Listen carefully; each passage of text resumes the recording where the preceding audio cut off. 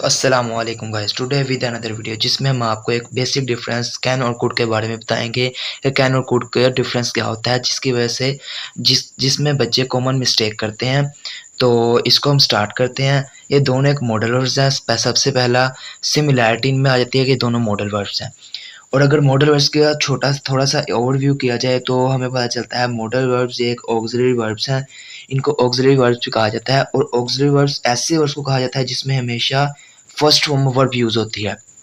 और अब आ जाते हैं हम अपने डिफरेंस की तरफ, जिसमें कैन और कुड के दरमियान हम डिफरेंस बताएंगे। मैं इनका पहले से बना लिया है एक डिफरेंस, ताकि आपको देखने में और समझने में आसानी हो सके।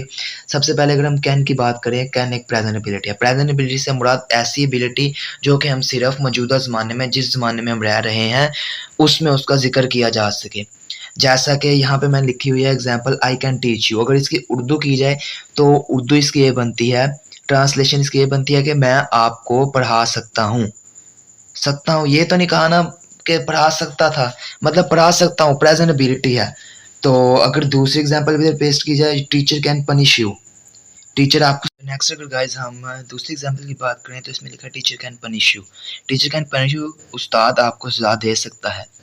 ये भी नहीं कह रहे, इसमें भी वो बात नहीं करे कि उस्ताद सजा दे सकता था या देगा। इधर भी प्रेजेंट की बात करें, ना फ्यूचर की ना पास्ट की।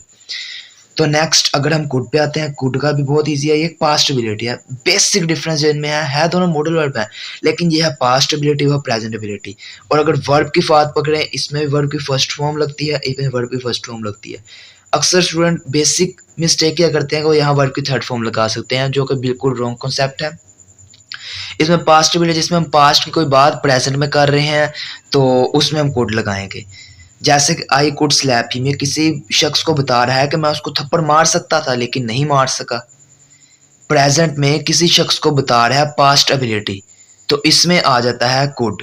जैसे कि और एक एग्जांपल कर लेते हैं, I could play with him, मैं उसके साथ खेल सकता था।